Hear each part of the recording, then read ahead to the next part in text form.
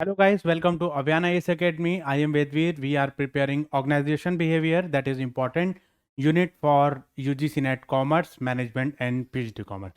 तो गाइस कैसे हो आप सब? I hope you are doing very well. आप लोग की तैयारी बहुत अच्छी चल रही है एंड काफ़ी सारी यूनिट हम लोगों ने कवर कर चुके हैं. ओबी में भी काफ़ी सारे टॉपिक हम लोग कवर कर चुके हैं. तो जिन लोगों ने हमारी प्रीवियस वीडियो नहीं देखी हैं वो प्रीवियस वीडियोस को ज़रूर देखें और उनमें कोई भी क्वेरी कोई भी डाउट है तो आप कमेंट सेक्शन में टाइप कर सकते हैं. और इसके साथ साथ जो लोग हमारे चैनल पर न्यू हैं वो हमारे चैनल को लाइक करें, शेयर करें, सब्सक्राइब करें और अपने फ्रेंड सर्कल में जितने भी लोग इससे रिलेटेड स्टडी कर रहे हैं उनको उनके साथ में वीडियोस को ज़्यादा से ज़्यादा शेयर करें. तो आज जो है हम लोग बहुत ही अहम और इम्पॉर्टेंट टॉपिक पे डिस्कशन करने वाले हैं जो कि बहुत ही कॉमन टॉपिक है, जनरल टॉपिक है और इम्पॉर्टेंट है एग्जामिनेशन पॉइंट ऑफ व्यू के लिए. सो वीडियो को एंड तक ज़रूर देखें. वीडियो कैसी लगी कमेंट सेक्शन में ज़रूर टाइप कीजिए. तो चलिए आज हम बात करेंगे कलेक्टिव बार्गेनिंग के बारे में. बहुत ही इंपॉर्टेंट टॉपिक है. मैनेजमेंट में ये टॉपिक आपका एचआरएम में कवर होता है और कॉमर्स में ये टॉपिक आपका ओबी में कवर होगा. और एचआरएम और उसके नीचे ओबी का सेक्शन दे रखा है आपका यूनिट में, तो वहाँ पर ये चीज़ कवर होगी. और सेम आपका पीजीटी कॉमर्स में भी ओबी में कवर होता है. तो हम बात करते हैं कलेक्टिव बार्गेनिंग. कलेक्टिव मतलब मिलजुल कर, बार्गेनिंग मतलब डिसीजन लेना, किसी एक डिसीजन पे आना. जैसे दो लोग हैं आपस में कोई बातचीत कर रहे हैं, क्लैशेज हो गए, किसी चीज़ पे बैठ के आपस में उनका कोई कंक्लूजन निकालना, मिलजुल कर कोई सॉल्यूशन निकालना, उसको हम बोलते हैं कलेक्टिव बार्गेनिंग. कई बार क्या होता है कि हम मार्केट में कोई कपड़ा लेने जाते हैं, कोई क्लोथ लेने जाते हैं, कोई सामान लेने जाते हैं, वो हमें एक प्राइस बताता है, हम पूछते हैं कि भाई ये कितने का है, तो वो बताएगा 100, 200, 300. ठीक है, तो कई बार हम बोलते हैं भैया ठीक ठीक लगा लो, सही सही लगा लो. ठीक है, तो वो कहता है कि नहीं इतने का, हम बोलते हैं नहीं इतने का, वो कहता है इतने का, वो कहते हैं, हम कहते हैं इतने का. तो हम फिर बात बीच में जाके एक एडजस्टमेंट पे आ जाते हैं कि चलो इतना नहीं, ना आपका ना हमारा, इतना. ठीक है, तो वहां पर जो एडजस्टमेंट होती है दोनों को मिलजुल के, दोनों जो है अपनी अपनी अंडरस्टैंडिंग रखते हैं और अंडरस्टैंडिंग रखने के बाद हम एक कंक्लूजन बातें, that is known as collective bargaining. Collective मतलब जुड़ के, कॉम्बिनेशन. बार्गेनिंग मतलब टू बार्गेन समथिंग. कहीं पर आप एडजस्टमेंट करो, कहीं पर मैं एडजस्टमेंट करूंगा, फिर हम जाके कोई सॉल्यूशन निकालेंगे. तो इस चीज को हम क्या बोलेंगे? Collective bargaining. चलिए देखिए यहां पर क्या है, ये दो पर्सन है, दो पर्सन एक दूसरे को अपोजिट डायरेक्शन में खींच रहे हैं. ये इधर को खींच रहा है, ये इधर को खींच रहा है. तो यहां पर अगर इस तरीके से चलते रहेंगे तो जो ज्यादा फोर्सफुल अपनी तरफ को अट्रैक्ट करेगा वो दूसरे को अट्रैक्ट कर लेगा. तो कई बार हमारा भी ऐसा ही होता है कि हम बीच में जाके कहीं पर एडजस्टमेंट कर लेते हैं और डिसीजन अपना ले लेते हैं. देखिए कलेक्टिव बार्गेनिंग का मतलब होता है नेगोशिएशन बिटवीन ग्रुप और workers and a firm over पे एंड द वर्किंग कंडीशन. कई बार क्या होता है पे को लेके हमारे कुछ क्लैशेज हो जाते हैं. हम ये कहते हैं कि भाई इतने पे चाहिए, ऑर्गेनाइजेशन कहती है हम इतनी पे देंगे. हमें लगता है कम है, ऑर्गेनाइजेशन कहती है ज्यादा है. ठीक है, तो हम उसके बीच में कहीं पर एडजस्टमेंट कर लेते हैं, कहीं पर सेटलमेंट कर लेते हैं, या मिलजुल कर बैठ के कहीं पे सेटलमेंट कर लेते हैं. तो उसको हम क्या बोलते हैं? Collective bargaining. वर्किंग कंडीशन को लेके कई बार हमारे क्लैशेज हो जाते हैं, कुछ इशू हो जाते हैं, या अपनी कुछ प्रॉब्लम्स होती हैं उनको लेके कई बार हमारे इशू हो जाते हैं. बोनस को लेके इशू हो जाता है, मॉनेटरी टर्म्स को लेके इशू हो जाता है. तो उस इशू को कैसे रिजॉल्व किया जाए, इस चीज को सॉल्व करने के लिए हमारी एक टर्म बनी है जिसको हम बोलते हैं कलेक्टिव बार्गेनिंग. ठीक है भाई, आप भी डिस्कशन करो, हम भी डिस्कशन करेंगे, दोनों मिलके जो वो एक कंक्लूजन पे आ जाएंगे, that is known as collective bargaining. देखिए कलेक्टिव बार्गेनिंग का मतलब क्या होता है? इंडस्ट्रियल डिस्प्यूट्स होते हैं. इंडस्ट्रियल डिस्प्यूट मतलब इंडस्ट्री में कुछ ऐसे लड़ाई झगड़े होते हैं, कुछ ऐसे क्लैशेज ऑफ इंटरेस्ट होते हैं जिसको लेके हमें थोड़ा सा लगता है कि भाई हम सामने वाले पर्सन से एग्री नहीं कर रहे हैं, या मैनेजमेंट को लगता है कि भाई वर्कर्स हमारे साथ में एग्री नहीं कर रहे हैं. तो कई बार क्लैशेज आते हैं. ठीक है, और differences of opinion, differences of interest हमारा आता है जिसकी वजह से हमारे डिस्प्यूट हो जाते हैं. ठीक है, एम्प्लॉयर एम्प्लॉयर के बीच में, एम्प्लॉयर एम्प्लॉय के बीच में, एम्प्लॉय एम्प्लॉय के बीच में, तो ये किसी के बीच में भी आपका हो सकता है. लेकिन आपके इन क्लैशेस की वजह से ऑर्गेनाइजेशन पे एक नेगेटिव इंपैक्ट पड़ता है जो कि ऑर्गेनाइजेशन कभी भी नहीं चाहती है. तो इसलिए इसमें आपका जो एम्प्लॉय और एम्प्लॉयर हैं वो क्या करते हैं? एक बैठ के सेटल डाउन करते हैं, एक डिस्कशन करते हैं, ओपन डिस्कशन आपका रहता है, आप अपने मन की बात कहिए, हम अपने मन की बात करेंगे, और बीच में जाके कहीं पर भी आप सेटलमेंट कर लेंगे, कहीं पर आप एडजस्टमेंट करना, कहीं पर हम एडजस्टमेंट करेंगे। जैसे कई बार हमारी डीलिंग होती है तो सामने वाले ने जो प्राइस बताया और हमने जो प्राइस बताया, हो सकता है उसमें काफी डिफरेंस हो, तो कुछ थोड़ा बहुत वो एडजस्ट कर लेता है, थोड़ा बहुत हम आगे एडजस्ट कर लेते हैं, तो वहां पे जाके कोई हमारा कंक्लूजन हो जाता है। तो उसी चीज को हम क्या बोलते हैं, नेगोशिएशन, बार्गेनिंग।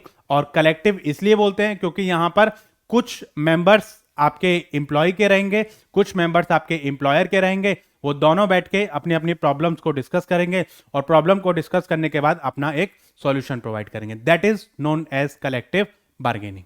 ठीक है, तो यहां पर दोनों पार्टीज जो है वो अपना एक डिसीजन पे आती है, नेगोशिएशन के बाद आपके एक डिसीजन पे आते हैं, फाइनल डिस्कशन होता है, उस फाइनल डिस्कशन को हम क्या बोल देंगे, कलेक्टिव बार्गेनिंग। ठीक है, तो ऐसे ही मतलब इस चीज को हम कलेक्टिव बार्गेनिंग हम कह सकते हैं। इसमें पार्टली इवेंचुअली एग्री करती है to follow the decision that are taken arrived after the discussion. मतलब दोनों का मिलजुल के जो डिसीजन हुआ है उसको आप भी फॉलो करोगे और मैं भी फॉलो करूंगा। आप ये नहीं कह सकते हम नहीं मानते तुम्हारे डिसीजन को, या मैं ये नहीं कहता अरे जाओ ना तुम। ठीक है, तो ऐसा हम नहीं कर सकते हैं। वहां पर जो भी डिस्कशन लिया जाएगा, जो भी डिसीजन लिया जाएगा, उसको आप भी एग्री करेंगे और मैं भी एग्री करूंगा, और उसके बाद जो भी इंप्लीमेंटेशन होगा उसको इंप्लीमेंट किया जाएगा। राइट, देखिए तो यहां पर कई बार क्या होता है कि जैसे WWE देखिए आपने, ठीक है, वहां पर लड़ाई झगड़ा होता है, वहां पे एक रेफरी होता है। ठीक है, वो रेफरी क्या करता है, दोनों में समझौता कराता है, बोलता है नहीं नहीं ठीक है ठीक है ओके। तो ऐसे ही कई बार जो वर्कर्स हैं, वर्कर्स और एम्प्लॉय आपस में लड़ रहे होते हैं। ठीक है, वर्कर्स कुछ कहते हैं, एम्प्लॉयर जो है वो कुछ कहता है। एम्प्लॉयर कहता है कि भैया हमें वर्कर्स बहुत मिलेंगे आपके जैसे, और एम्प्लॉय कहते हैं कि हमें तुम्हारे जैसी ऑर्गेनाइजेशन बहुत मिलेगी। ठीक है, हम जा रहे हैं छोड़ के। ठीक है, तो इसमें कई बार बहुत सारे क्लैशेस हो जाते हैं, तो इसके बीच में दोनों को बैठाना, उनको ये कहना कि भाई बिना वर्कर के ऑर्गेनाइजेशन काम नहीं कर सकती है, बिना ऑर्गेनाइजेशन के वर्कर की कोई इंपॉर्टेंस नहीं है। तो यहां पर दोनों चीजों को ये अंडरस्टैंड करना पड़ेगा। देखो, बिना ऑर्गेनाइजेशन के वर्कर्स की कोई इंपॉर्टेंस नहीं है और बिना वर्कर के ऑर्गेनाइजेशन की कोई इंपॉर्टेंस नहीं है। तो इसलिए इन दोनों चीजों को अंडरस्टैंड करना पड़ेगा, वर्कर्स और एम्प्लॉय। ठीक है, और आपके मैनेजमेंट, इनके बीच में आपके जो रिलेशनशिप है वो बहुत ही हार्मोनियस रिलेशन होने चाहिए। कोऑपरेशन आपका जो है वो आपको रखना पड़ेगा। ठीक है, तो इसमें क्या कहता है, to reach an agreement regarding the right and duties of a people at work. देखो, क्योंकि हम ओबी पढ़ रहे हैं तो हम बाकी क्लासेस की यहां पर बात नहीं करेंगे, हम सिर्फ उन्हीं क्लासेस की बात करेंगे that is related to the organisation. ठीक है, तो यहां पर ये चीजें कई बार हो सकता है राइट को लेके, ड्यूटीज को लेके, रिस्पॉन्सिबिलिटी को लेके, मतलब कई बार चीजें हमारी रह जाती है कि भाई हम ये काम नहीं करेंगे, हम ऐसा नहीं करेंगे, हम वैसा करेंगे, हम ये चीज नहीं करेंगे, हम वो चीज करेंगे। तो कई बार उसको लेके हमारे जो वो लड़ाई झगड़े हो जाते हैं, कुछ क्लैशेस हो जाते हैं। उन क्लैशेस को दूर करने के लिए हमें इन डिस्कशन पे आना पड़ता है, हमें देखना पड़ता है कि इन क्लैशेस को हम किस तरीके से दूर करें। तो वही चीज हमारी किस में आ जाती है, कलेक्टिव बार्गेनिंग में आ जाती है। हमें ये चीज अंडरस्टैंड करनी पड़ेगी कि बिना कंक्लूजन के, बिना नेगोशिएशन के कोई भी मसला सॉल्व नहीं हो सकता। अब एम्प्लॉयर जो है वो अपनी बात पे फिक्स रहे कि नहीं भैया मैं तो इसमें कोई नेगोशिएशन करूंगा ही नहीं, या फिर आपका जो एम्प्लॉय है वो ये कह दे कि नहीं भैया हम तो इससे नीचे मतलब कोई बात ही नहीं करेंगे, अगर ऐसा करते हो तो ठीक है, अगर नहीं करते तो हम आपसे बात ही नहीं करेंगे। अगर दोनों चीजें ऐसे ही रहेंगी तो उनमें कोई सॉल्यूशन आपका नहीं होगा। तो इसके लिए एक तरीका बनाया जाता है कि ठीक है भाई आप बैठो जरा, और बैठ के दोनों आपस में डिस्कशन करो, और डिस्कशन करने के बाद कोई भी प्रॉब्लम, कोई भी डाउट रहता है तो आप उसको मिलजुल के सॉर्ट आउट कीजिए। तो इसके लिए क्या, इसको हम क्या बोलेंगे, कलेक्टिव बार्गेनिंग। ठीक है, ये चीज समझ आ गई आप लोग को। ठीक है, देखिए तो यहां पर जो चीजें हैं क्या है, collective bargaining, it is a process of negotiation between employer and representative of unit of employee. Employee या उनका कोई रिप्रेजेंटेटिव होता है जो एम्प्लॉयर से जाके बात करेगा और उनकी प्रॉब्लम बताएगा कि भाई हमारी ये प्रॉब्लम है और इस तरीके से ये चीजें हैं। ठीक है, तो aimed at the reaching agreement that regulate the working condition, wages, और इन चीजों को लेके कई बार हमारे कुछ क्लैशेस होते हैं, हमारे कुछ लड़ाई झगड़े होते हैं।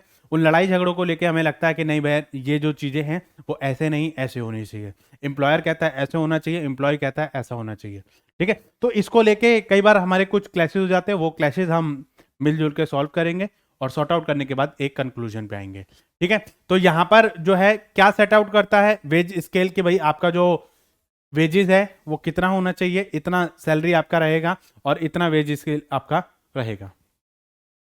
वर्किंग आवर्स क्या रहेंगे, ठीक है, मैनेजमेंट कहते हैं कि वर्किंग आवर्स आपके इस टाइम के रहेंगे, वर्कर्स कहते हैं इतना होना चाहिए। उसके बावजूद भी कई बार मैनेजमेंट जो वो आपको एक्स्ट्रा टाइम के लिए रोक लेती है। वर्कर्स कहते हैं भाई हमें एक्स्ट्रा टाइम अगर रोकोगे, जैसे मान लो फॉर एग्जांपल मेरी शिफ्ट 9 to 6 की है, ठीक है, तो 6 o'clock के बाद अगर मैं रुकूंगा तो उसका एक्स्ट्रा पे लूंगा। ठीक है, बात भी सही है, लेना भी चाहिए। तो वहां पर मतलब अगर ऑर्गेनाइजेशन में मेरी टाइमिंग 9 to 6 की है तो 9 to 6 में आपको काम करना है। ठीक है, और उसके बाद अगर ऑर्गेनाइजेशन आपको एक्स्ट्रा रोकती है तो उसका आपको पे मिल जाएगा, जिसको हम क्या बोलते हैं, ओवर टाइम वेजेस। इसके साथ साथ आपको प्रॉपर ट्रेनिंग दी जाएगी।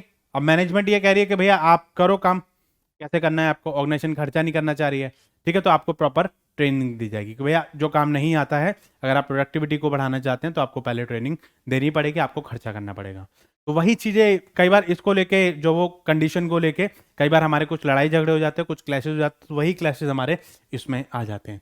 इसके साथ साथ आपका हेल्थ एंड सेफ्टी को लेके कई बार चीज़ें आ जाती है कि भाई सेफ्टी इक्विपमेंट्स हैं, आपका सेफ्टी मेजर्स हैं आपके, और आपकी हेल्थ को लेके कुछ प्रिकॉशंस हैं that you need to carry while you are working in that particular environment, right. तो इन सब चीज़ों को हमें क्या करना पड़ेगा, अंडरस्टैंड करना पड़ेगा। इसके साथ साथ आपको ओवर टाइम वेजेस पे कई बार हो जाता है कि नहीं भैया हम इतने टाइम से लेके इतने टाइम तक के आपका इतना वेजेस रहेगा, इतने टाइम से लेके इतने टाइम तक का आपका इतना वेजेस रहेगा, तो ये चीज़ आपकी रहती है। इसके साथ साथ आपका ग्रेवियंस मैकेनिज्म आपका कैसा रहेगा, ग्रेवियंस मतलब कई बार होता है कि आपके कुछ लड़ाई झगड़े हो जाते हैं, कुछ क्लैशेज हो जाते हैं, आपके ग्रेवियंसेज आपके हो गए, अब उस ग्रेवियंसेज को आप कैसे सॉर्ट आउट करेंगे, तो ये चीज़ आपको यहाँ पर अंडरस्टैंड करनी पड़ेगी। इसके साथ साथ आपका right to participate in the workplace और कंपनी अफेयर। कई बार वर्कर्स ये कहते हैं कि भैया मैनेजमेंट कोई भी डिसीजन लेती है तो हमें सोच समझ के हमें डिसीजन लेना चाहिए और हमें पहले बताए, हमें कम्युनिकेट करे, हमारे साथ डिस्कशन करे, तब मैनेजमेंट कोई डिसीजन ले। ऐसा नहीं कि ऑन द स्पॉट आके बोल दिया कि भैया कल से आपका ये रूल हो गया, या ऐसा नहीं करना है, आपको ये चीज़ करनी है। तो वहां पर आपको थोड़ा सा इस चीज़ के बारे में अंडरस्टैंड करना पड़ेगा और आपको ये चीज़ देखनी पड़ेगी कि वर्कर्स के साथ में अगर कोई भी प्रॉब्लम है तो उनको पहले आपको कम्युनिकेट करना पड़ेगा और बताना पड़ेगा कि भाई हमारी ये प्रॉब्लम है, और उसको बाद फिर उस पर डिस्कशन किया जाएगा। ठीक है, तो इन सब चीज़ों पे कई बार जो है वो हमारे कुछ प्रॉब्लम्स हमारी आ जाती हैं, नेगोशिएशन हमारा रहता है, मैनेजमेंट ये कहते हैं इतना होना चाहिए, वर्कर्स ये कहते हैं इतना होना चाहिए। तो उन्हीं सब चीज़ों को लेके जो हमारे लड़ाई झगड़े रहते हैं, जो क्लैशेज रहते हैं, उनको सॉर्ट आउट करना और सॉर्ट आउट करने के बाद एक डिसीजन पे पहुंचना, that is known as collective bargaining. ठीक है, चलिए देखिए, तो यहां पर कुछ डेफिनेशंस दी हुई हैं, डेफिनेशन पढ़ लेते हैं दो तीन। क्या कहते हैं, collective bargaining is concern with the relation between union reporting employees and the employer their representative. मतलब आपके क्या रिप्रेजेंटेटिव हैं, एम्प्लॉयर के और एम्प्लॉय के, दोनों के रिप्रेजेंटेटिव आपस में बैठेंगे और दोनों की प्रॉब्लम को डिस्कशन करेंगे। उसके बाद किस तरीके के रिलेशनशिप रहते हैं, ये यहाँ पर कलेक्टिव बार्गेनिंग रहती है। ठीक है, उसके बाद फिलिपो ने एक डेफिनेशन दी है, it is a process by which the representative of labour organisation and representative of business organisation, मतलब लेबर को रिप्रेजेंट करने वाले पर्सन, इसमें हो सकता है कि कोई आपका पर्सन हो या कोई आप ट्रेड यूनियन वगैरह हो, तो इसको लेके भी कई बार चीज़ें आपकी हो जाती हैं कि भाई आप सामने बैठ के पर्सन से जो बात करेंगे, और ऐसे ही आपकी बिजनेस ऑर्गेनाइजेशन है उसको भी रिप्रेजेंट करने वाले पर्सन आपके रहेंगे। पूरी बिजनेस ऑर्गेनाइजेशन उठ के नहीं जाएगी, कुछ रिप्रेजेंटेटिव आपके रहेंगे जो कंपनी के बिहाफ पे आपसे बात करेंगे। ठीक है, meet and attempt to negotiate a contract और agreement which specify the nature of employ employer union relationship. ठीक है, तो आपके रिलेशनशिप कैसे हैं, आपकी प्रॉब्लम क्या है, आपका कोई जो टर्म्स एंड कंडीशन है वो क्या है, उसको बैठ के आपस में डिस्कशन कर लेते हैं, जिससे आपके जो रिलेशन है वो आपके और भी ज्यादा स्ट्रांग हो जाते हैं। तो इसमें ये चीजें हैं, अगर आप अपने मन में मन मुटाव लेके बैठे रहोगे, हम ये सोचे ऐसा होगा, सामने वाला सोच रहा है ऐसा होगा, ना हम उसको बता रहे हैं ना वो हमें बता रहा है, तो ऐसे आपकी प्रॉब्लम कैसे सॉर्ट आउट होगी, ऐसे तो आप उलझनों में फंसते चले जाएंगे। ठीक है, तो उलझनों से निकलने का यही एक तरीका है, आप अपने मन के भेद खोलिए, सामने वाले को अंडरस्टैंड कीजिए और एक बीच का रास्ता निकालिए और अपनी जिंदगी को आसान तरीके से जिए। ठीक है, तो essence of collective bargaining is bargaining between interested party and net from the outsider party. ठीक है, मतलब आपकी जो इंटरेस्टेड पार्टीज हैं वो क्या करें, आप बार्गेनिंग करें, ठीक है, और कोई बाहर वाले बंदे के साथ में हमारा कोई डिस्कशन नहीं है, मेरा और आपका लड़ाई झगड़ा है, हम दोनों आपस में बैठेंगे और बैठ के बाद फिर हम जो आपस में बैठ के डिस्कशन कर लेंगे। That is known as collective bargaining. ठीक है, ये चीज अंडरस्टैंड हो गई, वेरी गुड। चलिए, तो कलेक्टिव बार्गेनिंग में क्या क्या चीजें हमारी आती हैं तो उसके बारे में थोड़ा सा डिस्कशन कर लेते हैं। ये तो समझ आ गया होगा आपकी कलेक्टिव बार्गेनिंग क्या होता है, आ गया, वेरी गुड। देखिए, यहां पर कुछ नेगोशिएशन रहेगा, ये मैंने आपको बताया ही कि अभी आपका दोनों पार्टीज बैठेंगी और बैठ के कुछ नेगोशिएशन करेंगे, कुछ मतलब एडजस्टमेंट करेंगी। अब हम दोनों अगर अपनी अपनी बात पे अडिग रहे हैं कि नहीं भैया हम ऐसा नहीं करेंगे, हम तो यही चाहते हैं और यही हमारी मांगे हैं और यही हमें चाहिए, यस और नो, सामने वाला भी कह दे कि भैया हमें यही चाहिए, यही हमें करना है, इतना तो इतना, तो ठीक है भाई। आपको जब आपको लग रहा है कि भाई अगर आप अपने अपने मुद्दे पे सॉल्व मतलब बैठे रहने से आपकी प्रॉब्लम सॉल्व हो जाएगी तो बैठो आराम से, क्या दिक्कत है। आप भी अपने उस पे फिक्स रहो, टर्म्स एंड कंडीशन में मैं भी फिक्स रहता हूँ, देखना कब तक सॉल्व होती है। लेकिन मैनेजमेंट को ये लड़ाई झगड़े पसंद नहीं है क्योंकि उससे एक नेगेटिविटी क्रिएट होती है, आपकी जो प्रोडक्टिविटी है उस पर एक नेगेटिव इम्पैक्ट आपका जाएगा। ठीक है, ऑर्गेनाइजेशन कभी भी नहीं चाहती है कि इस तरीके के लड़ाई झगड़े, इस तरीके की क्लैशेस आपके हों, तो बेटर है आप उनको पहले से ही जो वो रिजॉल्व कर लो उनको, ताकि बड़ी प्रॉब्लम क्रिएट हो आप लोगों के सामने तो उससे पहले ही आप उसको सॉर्ट आउट कर लो। ड्राफ्टिंग होगी, ड्राफ्टिंग किस चीज़ की, कुछ टर्म्स एंड कंडीशन रखी जाएंगी, कुछ बोला जाएगा, कुछ भैया आप अपनी अपनी प्रॉब्लम बताइए, ये एम्प्लॉय रख रहा है, ये आपका जो वो एम्प्लॉयर रख रहा है, ठीक है भाई आप इसमें चीज़ों को करो, ये चीज़ें हमारी ऐसी हैं जो हमारे मुद्दे की बात है, तो वहाँ पे आपकी ड्राफ्टिंग होगी। इसके साथ साथ आपका एडमिनिस्ट्रेशन होगा, मतलब उसको एडमिनिस्ट्रेट किया जाएगा, उसको प्रॉब्लम को सॉर्ट आउट किया जाएगा।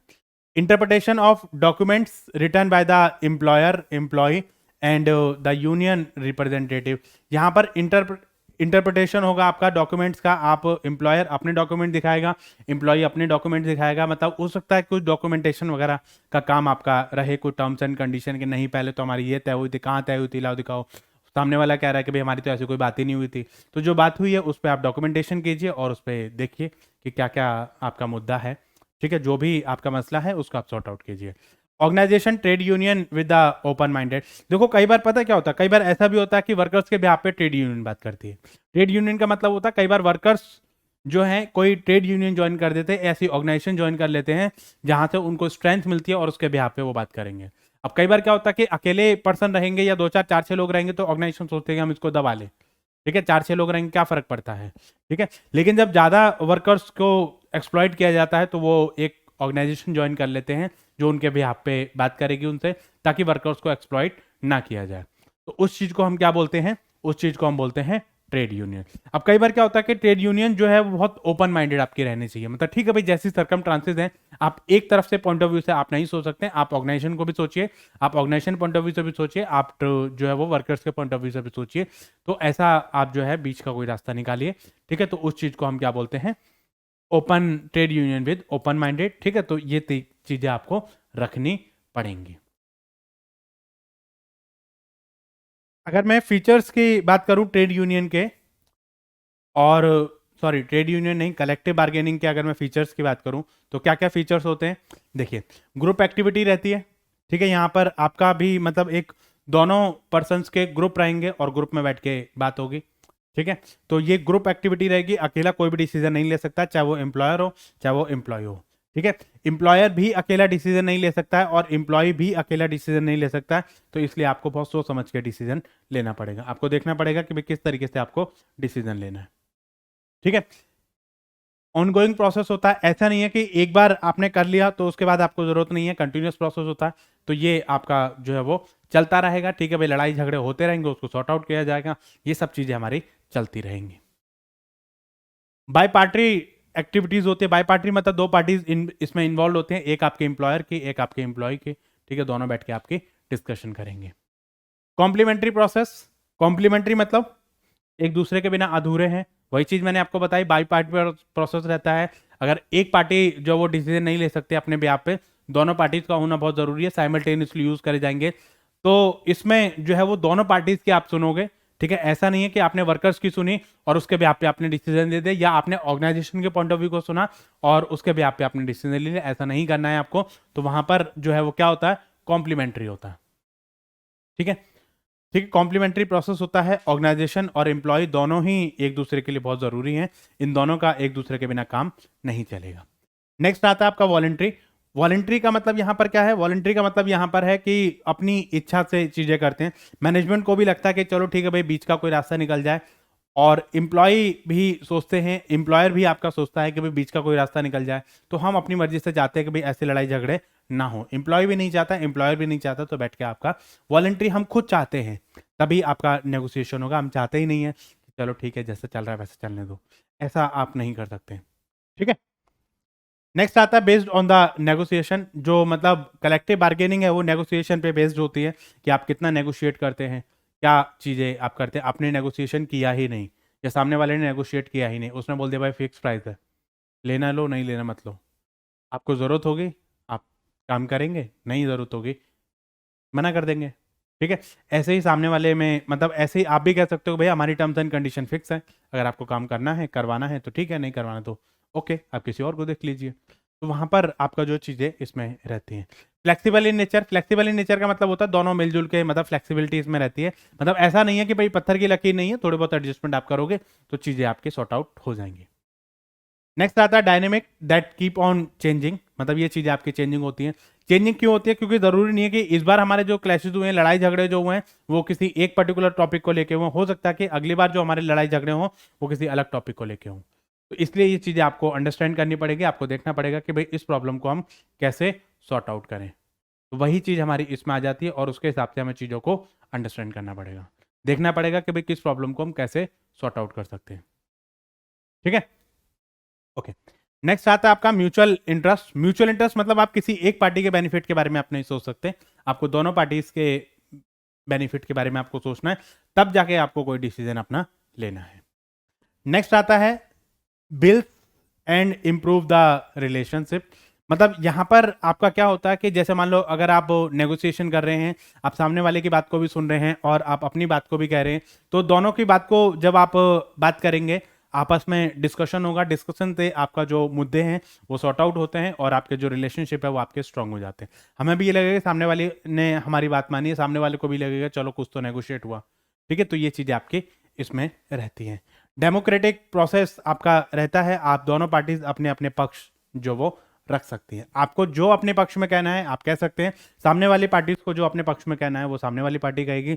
तो आपको जो कहना है वो आप कह सकते हैं, आपकी तरफ से कोई भी प्रॉब्लम नहीं है, ठीक है।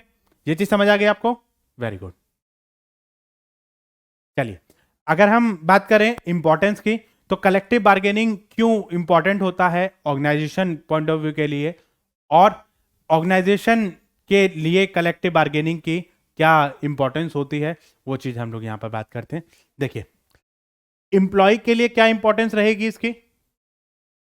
Collective bargaining develop a sense of self respect and responsibility among the employee, ठीक है। तो यहां पर एम्प्लॉय को ये लगेगा कि हाँ भाई मतलब हमारी जो सेल्फ रिस्पेक्ट है वो हमारी बची, और हम लोगों ने कुछ नेगोशिएट किया और कुछ हमारी बात जो वो मानी गई, सुनी गई, ठीक है। कहीं ना कहीं तो मतलब हमारे लिए इंपॉर्टेंस रहेगा, हाँ भाई हम भी अपनी आवाज उठा सकते हैं, एक सेल्फ कॉन्फिडेंस आप लोग के अंदर आता है, और वर्कर्स को उनकी रिस्पॉन्सिबिलिटी समझ आती है कि आपके क्या क्या रिस्पॉन्सिबिलिटी है और क्या क्या चीजें आपको बतानी चाहिए, ठीक है। इससे आपकी स्ट्रेंथ आती है वर्कफोर्स में, and increasing their bargaining capacity as a group. देखो, आप अकेले रहोगे तो कोई आप बार्गेनिंग नहीं कर पाओगे, लेकिन ग्रुप में रहोगे अच्छी बार्गेनिंग कर पाओगे। अच्छी का इन द सेंस ये नहीं कि रोज मतलब आप वर्कर उनके आगे खड़े रहो, ठीक है। जो आपकी जायज बात है उसके बारे में आप अपनी वॉइस को रेज कर सकते हैं, ठीक है। It increase the morale and productivity of the employee, ठीक है भाई, आप वर्कर्स की आप बात सुन रहे हैं तो वर्कर्स को भी मतलब जो है ऑर्गेनाइजेशन की बात को सुनना पड़ेगा, ठीक है। वर्कर्स भी सुन लेंगे, उनको भी कोई दिक्कत नहीं है, ठीक है भाई, ऑर्गेनाइजेशन ने हमारी बात मान ली है तो हमें भी ऑर्गेनाइजेशन की बात को मानना पड़ेगा, ठीक है। इसके साथ साथ it restrict management freedom for arbitrary action against the employee. मतलब आप जो है ये नहीं कह सकते हो कि मतलब मैनेजमेंट अपनी मर्जी से कुछ भी करेगी, ऐसा नहीं होता। ये फ्रीडम जो वो आप मैनेजमेंट के ऊपर नहीं छोड़ सकते, कुछ फ्रीडम आपकी जो वो एम्प्लॉय के हाथ में भी आ जाती है। ठीक है भाई, आपको जो बात कहनी है वो आप अपनी बात को कह सकते हैं, सामने वाला जो कहेगा वो अपनी बात को कहेगा। ठीक है भाई, दोनों का जो है वो आपस में बैठाया जाएगा, जो भी सॉर्ट आउट होता है वो आप सॉर्ट आउट करोगे, डिस्कशन करोगे कि भाई क्या डिस्कशन हमारा रहता है। ठीक है, इसमें हमारा unilateral action by the employer are also discourage. मतलब एक मैनेजमेंट ही डिसीजन ले लेगी, भैया हम तो यही करेंगे, आपको जो करना है वो करिए, वो सिस्टम आपका यहाँ पर खत्म हो जाए, क्योंकि कलेक्टिव बार्गेनिंग रहेगी। आप दोनों पर्सन जो वो मिलके बैठ के बातचीत कर सकते हो, सॉल्यूशन आप जो वो अपना निकाल सकते हैं। मतलब आप देख सकते हैं कि भाई कोई भी प्रॉब्लम, कोई भी डिस्कशन आपका है तो वो आप यहाँ पे बैठ के जो वो अपना डिस्कशन कर सकते हैं। आप अपनी बात कीजिए, सामने वाला अपनी बात करेगा और बात करने के बाद अपना डिसीजन लिया जाएगा। ठीक है, तो आप अपनी बात को कह सकते हैं, कोई एक पार्टी जो वो अपना अपने बेसिस पे डिसीजन नहीं ले सकती है। एम्प्लॉयर के लिए क्या इंपॉर्टेंस रहेगी, एम्प्लॉयर के लिए क्यों जरूरी होता है, वो भी एक बार बात कर लेते हैं। देखो क्या कहता है, it become easier for the management to resolve the issue at the bargaining level rather than taking up complaints of individual workers. मतलब देखो, आप कलेक्टिव बार्गेनिंग के थ्रू आप वर्कर्स की जो जितनी भी प्रॉब्लम है उनको सबको एक सिंगल प्लेटफॉर्म पे जाके आप उनको सॉर्ट आउट कर सकते हो, बजाय इसके कि आप मतलब एक की प्रॉब्लम सॉल्व करिए, फिर थोड़ी देर बाद दूसरा आ जाएगा, सर हमारी ये प्रॉब्लम है, फिर उसके बाद कोई तीसरा आ जाएगा, हमारी भी ये प्रॉब्लम है। अरे सबकी एक जैसी प्रॉब्लम है तो सब एक जो है एक ग्रुप बनाइए और ग्रुप के बेसिस पे आप सॉर्ट आउट कीजिए, तो ऑर्गेनाइजेशन का टाइम बचेगा और बेटर अंडरस्टैंडिंग आप लोग की रहेगी। बजाय इसके कि एक एक बंदे को समझाया जाए, तो वो आप इकट्ठे आप ग्रुप बनाइए, सब वर्कर्स की एक जैसी प्रॉब्लम है, सबके साथ ये डिसीजन आपका लागू होगा।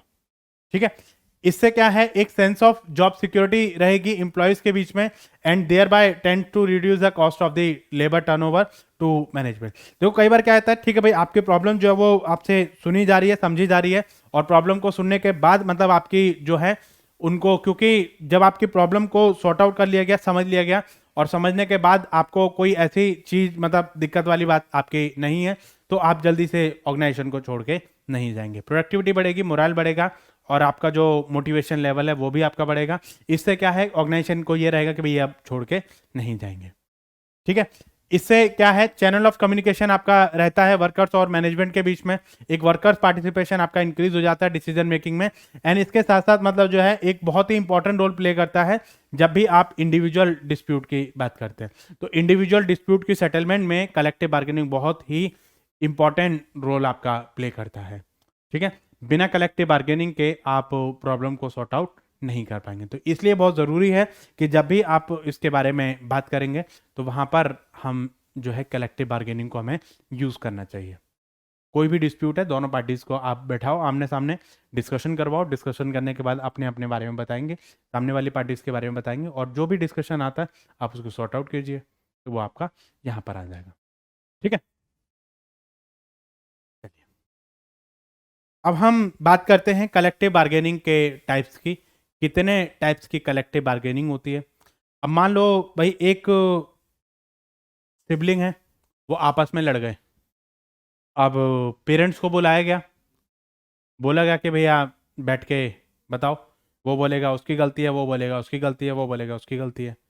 आपके पेरेंट्स बोलेंगे चुप, शांत हो जाओ एकदम, पहले तू बोल। फिर ठीक है, तो उसको बोलने का मौका दिया जाएगा, हो गया तेरा, अब तू शांत बैठ, तू बोला। ठीक है, तो वो सामने वाले पार्टी जो वो अपने बारे में बताएगी, फिर उसके बाद दोनों की दलीलें सुनने के बाद, दोनों के मुद्दे की बात सुनने के बाद फिर आपका कोई डिसीजन लिया जाएगा। अब डिसीजन कैसे लिया जाता है, क्या बोला जाए, क्या चीज करी जाए, तो वो बहुत मैटर रखता है। ठीक है, आपने एक तरफा होकर डिसीजन दिया है, बीच का रास्ता निकाला है, दोनों के हक की बात करी है, या दोनों से अलग बात करी है, तो वो चीज आपकी इसमें आ जाती है। तो ये होती है हमारी चार तरीके की। कितने तरीके की होती है, चार तरीके की। Distributive bargaining, integrative bargaining, productivity, और आपकी कंपोजिट। ये चार तरीके की चीज होती है। इसमें से क्वेश्चन आपका 110% आपका क्वेश्चन आता ही आता है। इसमें से कई बार क्वेश्चन पूछता है या सिंगल चीज के बारे में पूछ लेगा कि ये चीज क्या होती है, इंटीग्रेटिव बार्गेनिंग क्या होती है, डिस्ट्रीब्यूटिव बार्गेनिंग क्या होती है, या प्रोडक्टिविटी बार्गेनिंग क्या होती है, कंपोजिट बार्गेनिंग आपकी क्या होती है। तो इसमें से कई बार आपका क्वेश्चन आता ही आता है, तो इसलिए इनको बहुत ध्यान से समझना है आपको। ठीक है, ये टर्म्स आपके पूछता है, कई बार आपकी मैचिंग भी पूछ लेता है, फिर आप देखते हो कि भाई ये क्वेश्चन आपका कहाँ से आया, तो वो कई बार वो चीज़ें हमें देखनी पड़ती हैं। देखिए, तो यहां पर होती हैं हमारी 4 चीजें, कौन कौन सी? डिस्ट्रीब्यूटिव बार्गेनिंग, जिसको हम कंजक्टिव बार्गेनिंग भी कह देते हैं, तो इसमें भी आपको ये चीज आपको थोड़ी सी ध्यान रखनी है। ठीक है, कोऑपरेटिव बार्गेनिंग, प्रोडक्टिविटी बार्गेनिंग और आपकी कंपोजिट बार्गेनिंग। ठीक है, ये 4 तरीके की बार्गेनिंग होती है। अब ये क्या होती है इसके बारे में मैं आपको बता देता हूँ। Where both parties try to maximise their respective gain, मतलब दोनों पार्टीज को गेन करवाने की आप कोशिश करते हो, मतलब कोशिश करते हो कि दोनों पार्टीज आपकी जीतें। ठीक है, इसमें किसी का भी नुकसान आपका नहीं होना चाहिए। मैक्सिमम टू मैक्सिमम जितना हम आप लोग के लिए कर सकते हैं, जितना मैक्सिमम टू मैक्सिमम आप लोग के लिए बेनिफिट के बारे में हो सकता है, इसमें एम्प्लॉयर का भी बेनिफिट है और एम्प्लॉय का भी बेनिफिट है। ठीक है, तो ये चीजें हम लोग यहां पर ऐसे लेवल की बात करेंगे जो दोनों के फायदे की बात करेंगे। ठीक है, cooperative, where both parties yield ground to the another to get ahead and resolve the knotty issue. ठीक है, अब इसमें कई बार क्या होता है कि दोनों पार्टीज जो है वो मिलके वो कर रही हैं। ठीक है, एक ग्राउंड लेवल पे जाती हैं और उसको जो है इशू को ही खत्म कर देती हैं। दोनों ग्राउंड लेवल पे जाएंगे और ग्राउंड लेवल पे जाके इशू ही खत्म कर देंगे। ठीक है, अभी इसको एक्सप्लेन करता हूँ क्या चीजें हैं ये। ठीक है, प्रोडक्टिविटी बार्गेनिंग का मतलब है जहां पर आपके वेजेस और उसके बेनिफिट के बारे में बात हो रही है और उनको लिंक कर दिया जाता है प्रोडक्टिविटी से। Higher the worker, higher the wages, higher the productivity. आप वर्कर्स की जो वेजेस है उसको आप बढ़ा दो, प्रोडक्टिविटी अपने आप बढ़ जाएगी। ये कंडीशन रखो कि ठीक है भाई हम वो बढ़ा देंगे, लेकिन आपको इतनी देर इतनी यूनिट आपको बनानी पड़ेंगे। ठीक है, ओके, आप ओके करते हो तो हम भी ओके कर देंगे, कोई दिक्कत नहीं है। आप ये नहीं कह सकते कि भैया हम तो वेजेस बढ़ा दें, आप अपनी स्पीड की काम उतना ही उतना रखोगे, ऐसा थोड़ी होता है। या वर्कर से आप बोल रहे हो कि भाई प्रोडक्टिविटी बढ़ा दो, वेजेस आप बढ़ाने का नाम नहीं ले रहे, ऐसा थोड़ी होता है। तो वहां पे आपको दोनों की बात सुननी पड़ेगी। ठीक है, तो वो आपकी प्रोडक्टिविटी बार्गेनिंग के बारे में बात होती है कि ठीक है भाई आप वर्कर मतलब जो वेजेस हैं उनको प्रोडक्टिविटी से आप कनेक्ट कर देते हैं। इसके बाद आता है कंपोजिट। कंपोजिट का मतलब होता है not only for the wages but goes a step further for the demand equality in the matter. देखो यहाँ पर क्या होता है कि वेजेस के लिए तो हम ठीक है भाई लड़ रहे हैं, अब हमारी मांगे और भी हैं। क्या मांगे हैं? हमें इक्वालिटी करी जाए, वर्कर्स जितने भी हैं अलग अलग वेजेस नहीं होनी चाहिए, हम सबकी इक्वालिटी होनी चाहिए। ये नहीं एक को तो आप बहुत ज़्यादा वेजेस पे कर रहे हैं, एक को आपकी कम होनी चाहिए। ठीक है, जेंडर इक्वालिटी आपकी होनी चाहिए, रिलीजन के बेसिस पे आप कोई क्रिटिसाइज नहीं करोगे, वर्कर्स पार्टिसिपेशन होनी चाहिए मैनेजमेंट में, प्रॉपर कम्युनिकेशन हमारा होना चाहिए, प्रॉपर आपका जो है सुपरविजन आपका होना चाहिए, हमें ये चीज़ें भी चाहिए। तो उसको हम बोलते हैं कंपोजिट बार्गेनिंग। वेजेस का इशू तो हमारे साथ है ही है, लेकिन इसके साथ साथ में और भी हमारे इशू हैं, वो भी आपको सॉर्ट आउट करने पड़ेंगे। अब वो कैसे सॉर्ट आउट करते हो ये आपके ऊपर डिपेंड करता है, आपको ये डिसीजन लेने पड़ेंगे। वो डिसीजन आप कैसे लेते हो ये इस चीज के ऊपर आपका डिपेंड करता है। ठीक है, चलिए देखो, कलेक्टिव बार्गेनिंग में हमारा क्या रहेगा, इसमें जो है सबसे पहले हमारा आता है कंजक्टिव और डिस्ट्रीब्यूटिव बार्गेनिंग।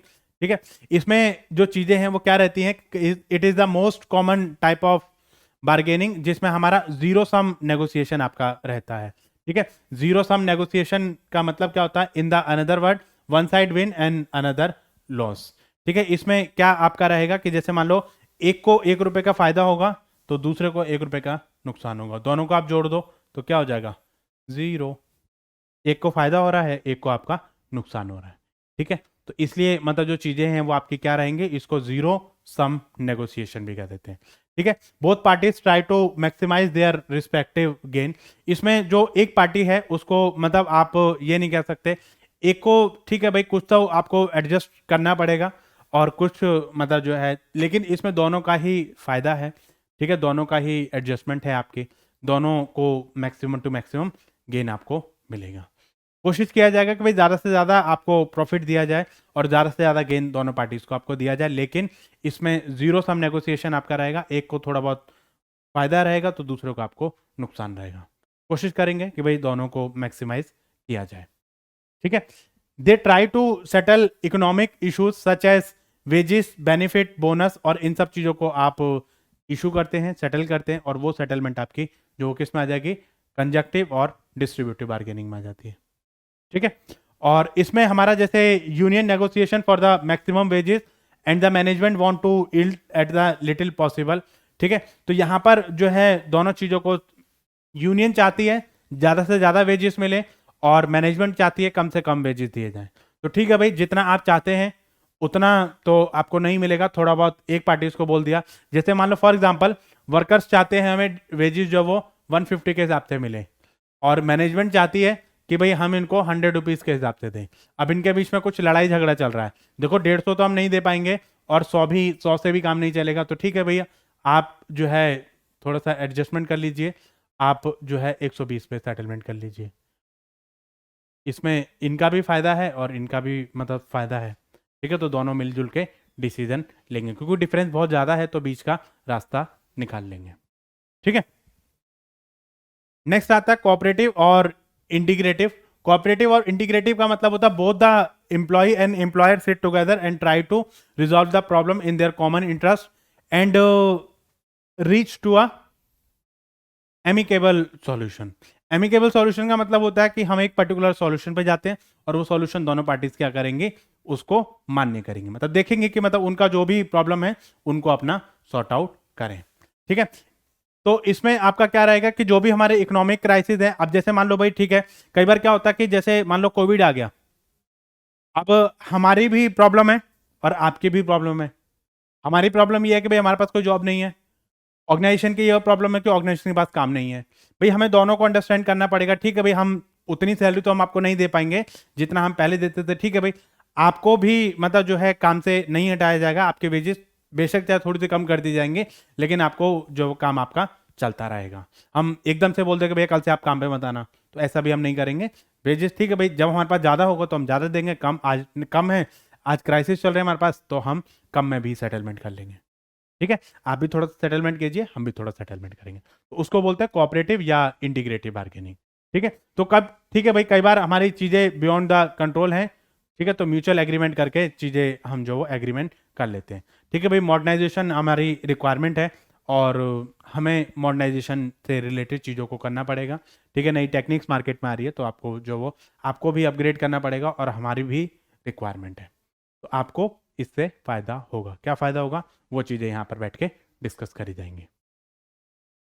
देखिए, नेक्स्ट आता है प्रोडक्टिविटी बार्गेनिंग। ये मैंने आपको बता ही दिया। प्रोडक्टिविटी बार्गेनिंग का मतलब होता है कि जहाँ पर जो वर्कर्स और इससे हम बताते हैं कि भाई हम आपका बोनस और ये चीज़ें बढ़ा देंगे, आप अपनी प्रोडक्टिविटी बढ़ा दो। मतलब आप बेनिफिट को, वेजेस को, इन सब चीज़ों को आप प्रोडक्टिविटी से लिंक कर देते हैं, तो उसको हम बोलते हैं प्रोडक्टिविटी बार्गेनिंग। ठीक है, ठीक है, तो ये चीज़ आपकी इसमें आ जाएगी। अब नेक्स्ट आता है हमारा प्रोसेस क्या रहेगा डिस्कशन करने का। कलेक्टिव बार्गेनिंग का प्रोसेस हमारा क्या रहता है, इससे related most of the time आपका क्वेश्चन आता है। ठीक है, तो इसमें सबसे पहले आप क्या करोगे, प्रिपरेशन करोगे, उसके बाद बैठ के डिस्कशन होगा, प्रपोज करोगे और बार्गेन करोगे, फिर उसके बाद सेटलमेंट हो जाएगा।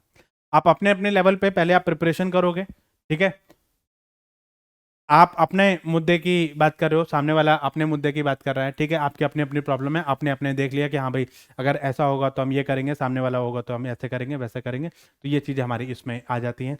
ठीक है, तो ये चीज़ें आने के बाद प्रिपरेशन आपका हो गया, अपने अपने लेवल पर आपने जो वो डिसाइड कर लिया। उसके बाद आपका क्या रहेगा, आप आपस में बैठ के डिस्कस करोगे, आप बताओगे कि हाँ भाई ये चीज़ें हैं, सामने वाला भी आपको बताएगा कि भाई ये चीज़ें हैं, ये टर्म्स एंड कंडीशन है। ठीक है, उसके बाद उसमें आता है प्रपोज।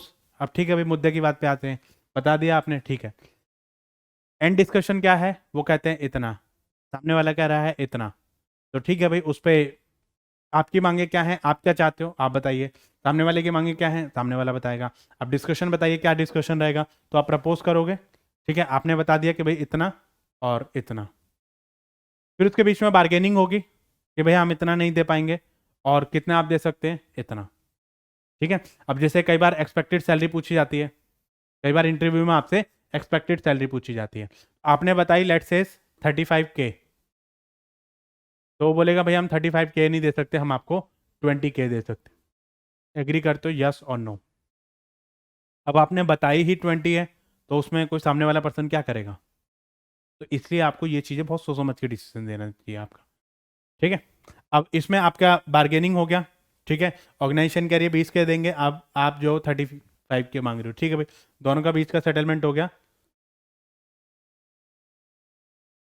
25 के या 28 के में आपका सेटलमेंट हो गया, ठीक है। तो ये चीज़ आपके इसमें आ जाएगी, बार्गेन कर लिया आपने और फिर उसके बाद आपका सेटलमेंट हो गया। तो ये चीज़ें मतलब आपकी इसमें आ जाती हैं। उसके हिसाब से सबसे पहले आपने क्या करा, प्रिपरेशन करी अपने अपने लेवल पे, प्रिपरेशन करने के बाद डिस्कशन किया, डिस्कशन करने के बाद प्रपोज किया आपने, बताया सामने वाले को, और फिर उसके बाद बार्गेन हुआ आपका, ठीक है, और उसके बाद आपका सेटलमेंट हो गया, ठीक है। तो इस चीज़ को इस चीज़ को हम बोलते हैं प्रोसेस ऑफ कलेक्टिव बार्गेनिंग, ठीक है। Very good.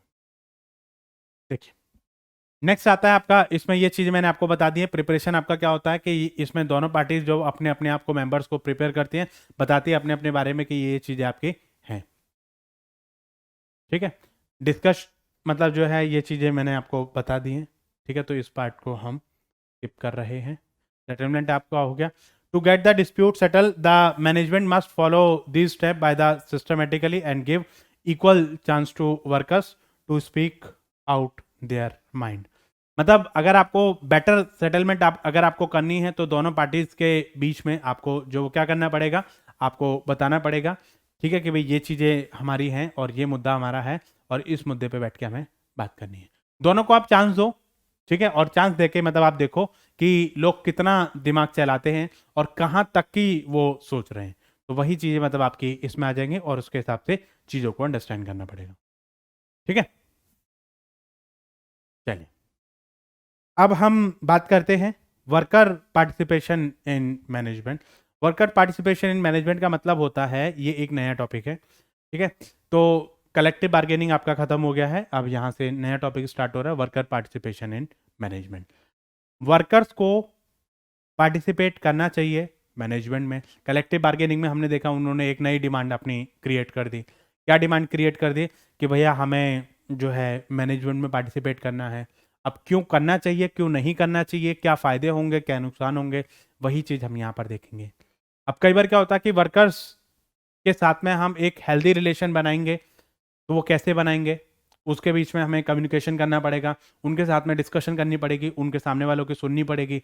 जब आप सामने वालों को सुनोगे तभी लोग आपकी सुनेंगे, ठीक है। आप क्या कह रहे हैं, आप क्या बताना चाह रहे हैं, आपके प्रॉब्लम को अंडरस्टैंड करें, सामने वाले की प्रॉब्लम को अंडरस्टैंड करो, सामने वाला तुम्हारी प्रॉब्लम को अंडरस्टैंड करेगा, ठीक है। तो ये चीज़ें आपके लिए बहुत ही इंपॉर्टेंट रोल प्ले करती है ओबी में। वर्कर पार्टिसिपेशन इन मैनेजमेंट की वर्कर्स को कैसे पार्टिसिपेट करना चाहिए मैनेजमेंट में, या मैनेजमेंट को क्या फायदे होते हैं जब वर्कर्स आपके डिसीजन में पार्टिसिपेट करते हैं, तो करना चाहिए नहीं करना चाहिए, वही चीज हम लोग यहां पर बात करेंगे। देखिए वर्कर्स पार्टिसिपेशन का मतलब यहां पर क्या है, बहुत क्लियर मतलब है। क्या कहता है, workers participation is a system where workers and management share important information with each other and participate in the decision taking. आप एक दूसरे के साथ में अपने अपने प्रॉब्लम शेयर कर रहे हैं और डिसीजन उसके हिसाब से आप ले रहे हैं। मतलब आप क्या कर रहे हैं, आपने वर्कर्स को बताया कि भैया ये चीजें हैं, अब आप बताओ मुझे क्या डिसीजन लेना चाहिए। वर्कर्स ने अंडरस्टैंड किया उसको और अंडरस्टैंड करने के बाद बताया कि भाई आपको इस तरीके से डिसीजन लेने चाहिए या ऐसे डिसीजन आपको लेने पड़ेंगे, ठीक है। तो उसको हम क्या बोलते हैं, वर्कर्स पार्टिसिपेशन। पार्टिसिपेशन मतलब आप पार्टिसिपेट कर रहे हो, सामने वाले को कंसीडर कर रहे हो। वर्कर्स ये नहीं कह सकते भैया हमें तो आपने पहले बताया नहीं था, आप हमें पहले बताते तो ऐसा हो जाता, आपने ऑल ऑफ अ सडन बताया है इसलिए ये काम नहीं हुआ। ठीक है भैया, आपको पहले बता देते, पहले डिस्कशन कर लेते हैं, पहले इन मुद्दों पे बात कर लेते हैं हम, ठीक है, कि भाई ये चीजें रहेंगे, फिर आप बताना क्या आगे करना है, फिर हम डिस्कशन करेंगे, फिर हम डिसीजन लेंगे, ठीक है। तो ये चीजें मतलब आपकी इसमें आ जाती हैं। अब जैसे मान लो फॉर एग्जांपल मैं आपको एक चीज बताता हूँ, मान लो आपके घर वाले आपके लिए कोई लड़का ढूंढ रहे हैं, लड़की आपके लिए ढूंढ रहे हैं, ठीक है। अब घर वाले एकदम से ही ऑल ऑफ अ सडन आपको बता दे कि ले बेटा ये लड़की है या ये लड़का है, आप इससे आपको शादी करनी है, तो आप एकदम से भड़क जाओगे, क्या पापा ये है वो है फलाना है धकड़ा है, मेरी मर्जी है, ये चीज़ है वो चीज़ है, ठीक है भाई, आपके अपने ओपिनियन हो सकते हैं। अब बेटर अंडरस्टैंडिंग के लिए क्या है, आप आपस में बैठो और बैठने के बाद पेरेंट्स के मन की बात सुनो कि पेरेंट्स क्या चाहते हैं, और पेरेंट्स आपकी बात सुने, कि भाई आप लोग क्या चाहते हो, आपको किस टाइप की लड़की पसंद है या किस टाइप का लड़का पसंद है, उसके बाद आगे बात चलाई जाए, बजाय इसके कि एकदम से जाके आपको धप्पा बोल दिया जाए कि लो बेटा आओ। ठीक है, तो ये चीज़ें थोड़ा सा वो थोड़ा सा शॉकिंग हो जाता है।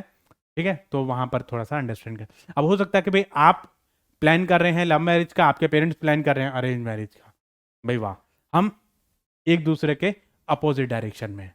अब ऐसे में हम दोनों एक नहीं हो सकते, तो ऐसे में हमें क्या करना पड़ेगा, अंडरस्टैंड करना पड़ेगा।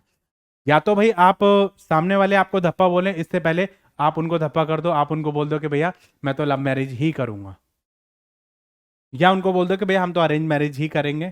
ठीक है, तो उसके हिसाब से आप देख लीजिए। ओपन माइंडेड होने में कोई दिक्कत नहीं है, बजाय इसके कि बाद में प्रॉब्लम हो। ठीक है, देखिए, तो यहां पर कई बार क्या होता है कि अब देखो वर्कर्स पार्टिसिपेशन अलग अलग तरीके का होता है।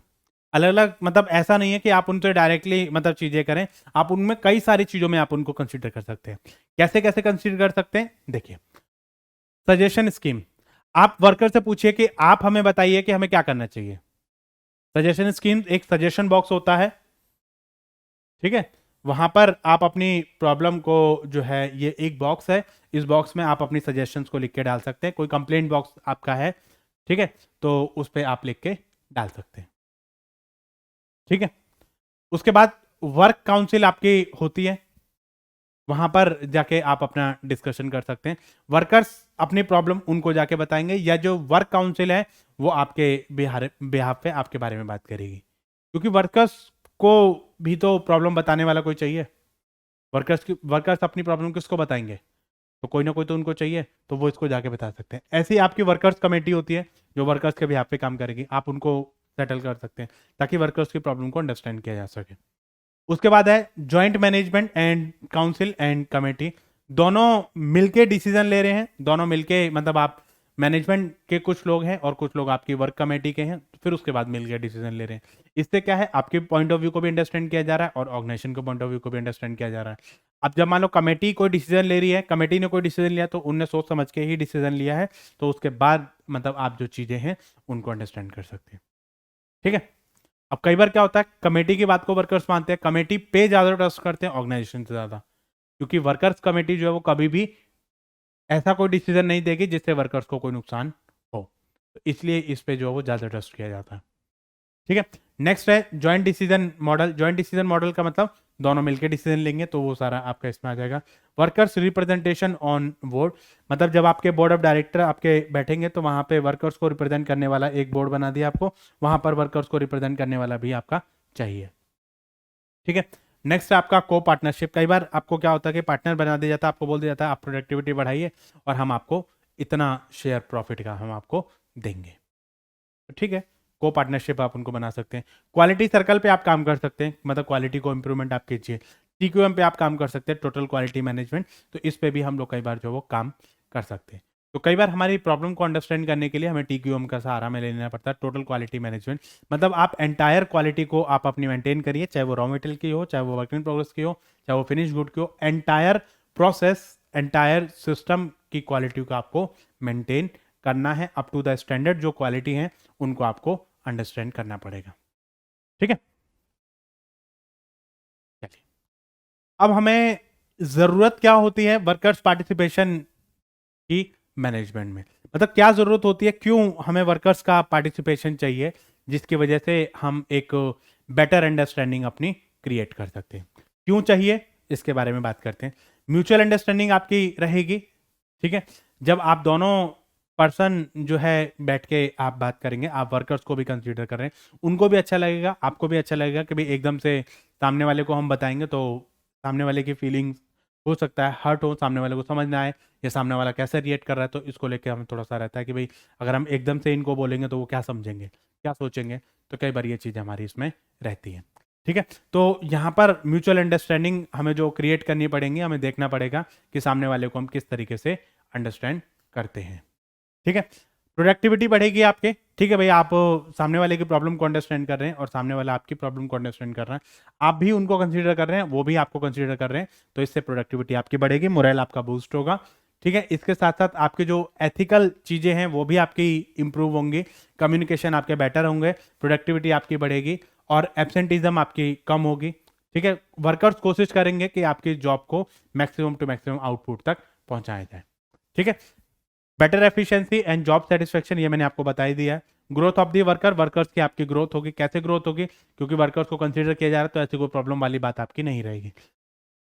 बाद में उनको समझ आया नहीं आया, that is a different thing. अब कई बार मैनेजमेंट ये सोचते भाई हमारा काम था बताने का, हमने बता दिया, अब आपको क्या समझना है क्या नहीं समझना, हमें ये काम चाहिए मतलब चाहिए। अब आप कैसे करते हो ये आपके ऊपर डिपेंड करता है। ठीक है। लेस रेसिस्टेंट टू चेंज, अगर आप एकदम से ही किसी को बता दोगे कि भैया चेंज करना है तो वो चेंज, आप एकदम से ही चेंज करने को बोलोगे तो वहाँ पे थोड़ी सी दिक्कत रहेगी। लेकिन आप पहले से उनको कंसीडर कर रहे हो, कंसीडर करने के बाद उनको चेंज करने के लिए कह रहे हो, तो वो आपका कर लेंगे, चेंज करने में कोई दिक्कत नहीं रहेगी। ठीक है। रेसिस्टेंस मतलब रुकावटें, चेंज करने में कई बार हमारी दिक्कत आती है। जैसे ऑर्गेनाइजेशन चेंज होता है ना, तो उस टाइम मैंने बताया था आपको कि ऑर्गेनाइजेशन चेंज में क्या क्या चीज़ें आपकी चेंज होंगी, तो कई बार लोग मतलब जो है अलग अलग तरीके से रिएक्ट करते हैं, तो वहाँ पर जो है वो लोग रुकावटें भी पैदा करते हैं कई बार। ठीक है। क्रिएटिव एंड इनोवेटिव, अब ठीक है भाई, कई बार आप वर्कर्स को कंसीडर कर रहे हो तो हो सकता है कि आपसे बेटर आइडिया और बेटर जो अंडरस्टैंडिंग है वो वर्कर्स के पास हो। कई बार हमारी प्रॉब्लम ऐसी अटक जाती है, हम सोच ही नहीं पाते कोई सॉल्यूशन, और सामने वाला पर्सन हमें कोई सजेस्ट कर जाता है, इसको ऐसे नहीं ऐसे करो, तो कई बार हमें सामने वाले को भी कंसीडर कर लेना चाहिए। हो सकता है कि हमसे बेटर सॉल्यूशन उसके पास हो, ये चीज़ें भी हमारी इसमें हो सकती हैं। ठीक है। चलिए, अगर हमें वर्कर्स पार्टिसिपेशन मैनेजमेंट में चाहिए तो हमें इन चीज़ों को अंडरस्टैंड करना पड़ेगा। कैसे कैसे हम कर सकते हैं, तो ये देखिए, इसमें आपका कॉर्पोरेट लेवल कमेटी होती है आपकी, इसमें आपका वर्कर्स डायरेक्टर होता है, एक जॉइंट मैनेजमेंट काउंसिल होती है। ठीक है। तो ये कॉर्पोरेट लेवल के एक बड़े लेवल की बात हो जाती है। एक होता है workshop level committee, workshop level committee में आपका ऑटोनोमस ग्रुप होता है, सजेशन बॉक्स स्कीम होती है। ठीक है। क्वालिटी सर्कल और open door policy. Open door policy में आप क्या कहते हो? ओपन डोर पॉलिसी में मैनेजमेंट ने आपको बोल रखा, किसी भी पर्सन को किसी भी टाइप की कोई भी दिक्कत होती है, हमारे द्वार हमारे गेट आपके लिए खुले हुए हैं। आपकी प्रॉब्लम को अंडरस्टैंड किया जाएगा और आपको एक बेटर सॉल्यूशन प्रोवाइड किया जाएगा। ऐसा नहीं है कि आप, ठीक है भाई, आप अपने बॉस की कंप्लेंट नहीं कर सकते, आप अपने बॉस की भी कंप्लेंट कर सकते हैं। ठीक है। तो ऐसा कोई दिक्कत वाली बात नहीं है, आपको डरने की कोई बात नहीं है। ठीक है भाई, जो चीज़ है उसको आप बताइए, समझिए उसको, और समझने के बाद उसको सॉल्यूशन प्रोवाइड कीजिए। तो इस चीज़ को जो है यहाँ पर आती है। उसके बाद आता है प्रॉफिट शेयरिंग प्लान।